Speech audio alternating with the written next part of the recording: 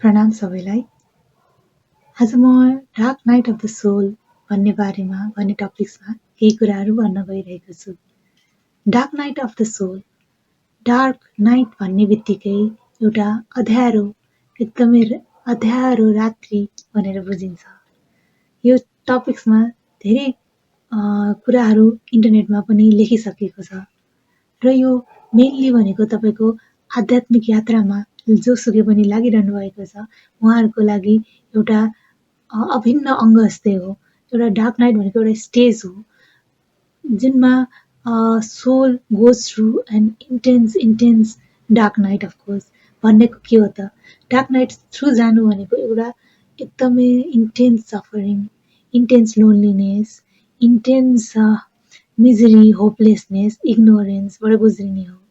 र यो dark night भन्ने बित्तिकै एउटा नाइटको कुरा हुँदैन। Every day in day out, years and years तपाईँ यो स्टेटबाट गुज्रिरहनु भएको हुन्छ। And why is this suffering so much suffering?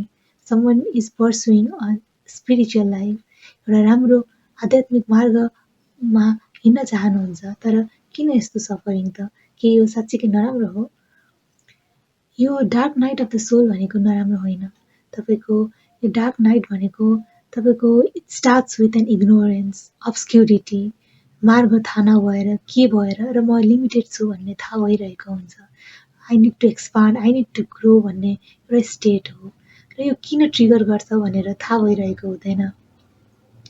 तपाईँलाई कसैले भने कुराले बोन्डेज फिल हुनसक्छ कसैको प्रतिक्रियाबाट, तर यो के कारणले, कसैको शब्दले हो कि आफ्नै कारणले हो कि के कारणले भन्ने पनि थाहा भइरहेको हुँदैन।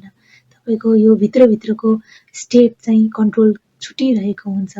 ह्याप्पिनेस इज फिनिसिङ एन्ड यो तपाईँको सफरिङतिर गइरहेको हुन्छ भने त्यस्तै गरी तपाईँको अब बाहिरी जुन संसार छ त्यहाँ पनि you cannot wear a fake smile every day.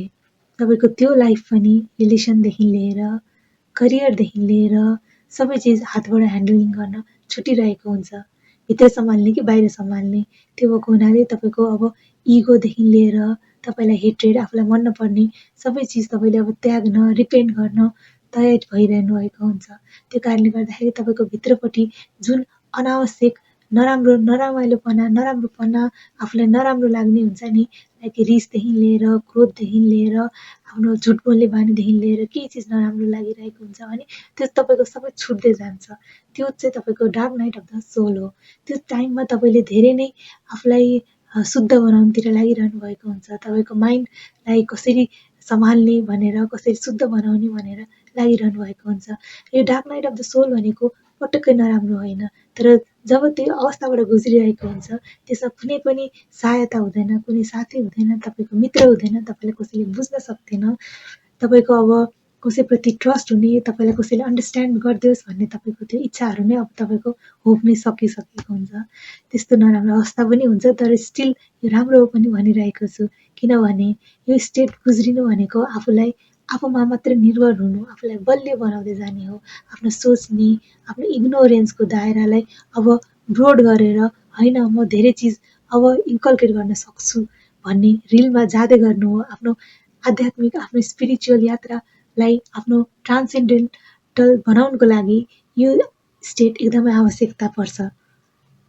जब तपाईँ आध्यात्मिक यात्रामा प्रगति गर्न थाल्नुहुन्छ, तपाईँको गुरुदेवको कृपा हुन्छ, तपाईँको गीतामा भनेको जस्तै ट्रान्सेन्डेन्टल लाइफ सुरु हुन्छ। तपाईँको गुरुमा, ममा मात्र समर्पण भऊ भने जस्तै गुरुमा मात्र तपाईँ समर्पित भएर अगाडि बढ्न सक्नुहुन्छ। अब तपाईँलाई अरू कसैको सहायतै चाहिँदैन। तपाईँको गुरु ऊर्जाले यति तपाईँलाई बलियो बनाउँछ, यति तपाईँलाई निखारिरहेको हुन्छ। एभ्री डे तपाईँको लर्निङ हुन्छ, तपाईँको एभ्री डे तपाईँको स्किल निखारिरहेको हुन्छ, तपाईँको ह्याप्पिनेसको इन्टेन्सिटी बढिरहेको हुन्छ। तपाईँले संसारमा अब नराम्रो, नरमाइलो भन्दा पनि हरेक चिजबाट राम्रो, सुन्दर कसरी लिने, इभन तपाईँको कमलको फुल एकदमै हिलोमा उब्जिन्छ भने तपाईँको अब हिलोको नभएर कमलको फुल देखे जस्तै तपाईँलाई अब नेक्टर लाइफको यो वर्ल्डले, आफ्नो प्रकृतिले दिन सक्ने स्वयंमा भएको आफ्नो गुणहरूलाई तपाईँले देख्न सक्नुहुन्छ, हेर्न सक्नुहुन्छ। त्यसपछि तपाईँको आफ्नो इनर कलिङलाई सुन्न सक्नुहुन्छ। अब तपाईँको यो इग्नोरेन्स भन्ने बित्तिकै अब तपाईँको क्ल्यारिटीतिर जान्छ। तपाईँको किन यो आइरहेको छ, त्यो इग्नोरेन्स, बोन्डेज, लोनलीनेस कहाँबाट आइरहेको छ भन्ने अब तपाईँले गुरुको तपाईँको इन्स्ट्रक्सन्समा, प्रज्ञामा तपाईँको लाइफ समर्पण हुन थालेपछि तपाईँको स्काई जस्तै क्लाउडहरू स्काईमा आएर बसे जस्तै अब तपाईँले ती इग्नोरेन्सहरू यीहरू म भित्रबाट आएको होइन रहेछ, म त शान्त स्काई, शान्त समुद्र रहेछ, यो वेभ्सहरू, यो क्लाउडहरू यो बाहिरबाट आएको रहेछ भनेर तपाईँको यो फियर, गिल्ट, जे नराम्रो फिलिङहरू थियो जुनले डार्कनेस निम्त्याइरहेको छ त्यो बाहिर रहेछ, मभित्र त अनन्त इन्फाइनाइट गुरुदेवको किरण रहेको छ भन्ने तपाईँलाई थाहा हुँदै जान्छ। तपाईँको इन्टेलिजेन्स बढ्दै जान्छ, तपाईँको आफ्नो करियरमा पनि तपाईँको इमान्दारिता बढ्दै जान्छ। त्यस्तै गरी तपाईँको रेस्पोन्सिबिलिटीको भाव पनि बढ्दै जान्छ। त्यो भएपछि तपाईँलाई हरेक काममा सफलता पनि भइरहेको हुन्छ र हरेक क्षेत्रमा तपाईँले आफूले चाहेको आफ्नो इनर कलिङलाई तपाईँले सुनिरहेको थाहा भइरहेको हुन्छ।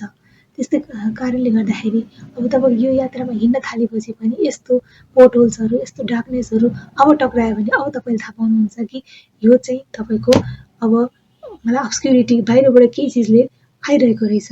अब यतिरबाट आफ्नो बाटो हिँड्दाखेरि यो खाल्टोमा खस्ने होइन, म आफ्नो मार्गमा गुरुदेवको रोशनीबाट, लाइटबाट अगाडि बढ्छु भनेर हिँड्न सक्नुहुन्छ। त्यसले गर्दाखेरि तपाईँको अब आध्यात्मिक यात्रा भनेको तपाईँको स्मुथ हुँदै जान्छ। यो इग्नोरेन्स, यो पोर्टहोल्स भनेको यो इन्फाइनाइट छ। त्यो भएको कारणले गर्दाखेरि हामीले यति कम्ती, यति ह्यान्डफुल अफ इग्नोरेन्स बाटोमा हिँड्दाखेरि त हामीलाई यति गाह्रो भयो भने अब तपाईँको अगाडि मात्र मार्गमा त हामीले नदेखेको, नथाहा पाएको कति चिज छन्। त्यो भएको कारणले गर्दाखेरि आफ्नो गुरुदेवको कुराहरू सधैँ इन्स्ट्रक्सन्स पालना गर्नुपर्ने हुन्छ। उहाँले भनेको कुराहरू उहाँले ध्यान दिएर हिँड, ध्यान दिएर गर भन्ने चिजहरू एकदम ध्यान दिँदाखेरि अब यी चिजहरूबाट सधैँ सतर्क रहिरहेको हुन्छ। यी चिजहरू हामीलाई कहिल्यै छुट्दैन। जहाँ डार्कनेस छ तब तपाईँलाई आफ्नो भित्रको कलिङको बारेमा थाहा हुन्छ।